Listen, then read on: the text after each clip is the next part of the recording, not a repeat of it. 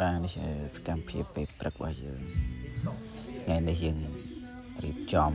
កាប់ដីដាក់ជើងទេកន្លែងដែលយើងរៀបចំចំបកងបាទ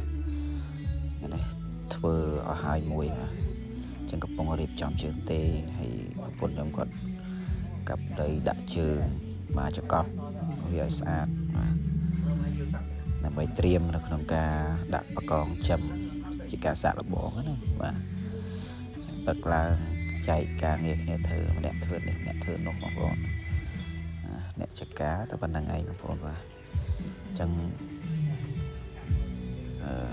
យើងធ្វើកន្លែងចំបកងបាទយើងកាប់ដីកប់កស៊ូឲ្យស្អាត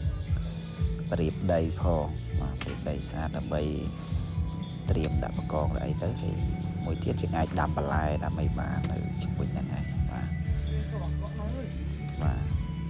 កន្លែងយើងរៀបចំហ្នឹងមានច្រើនតែគាត់ថាយើងធ្វើអត់ទាន់ហើយម្ដងមួយបាទហើយបន្ទាប់ពីនេះខ្ញុំក៏ឆ្លៀតរៀបចំដាក់ចំណីឲ្យមន់ទាបាទអញ្ចឹងខ្ញុំចាប់ផ្ដើមរីចំណី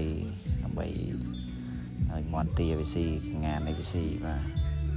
អញ្ចឹងខ្ញុំដាក់បបរលាយជាមួយនឹងកន្ទក់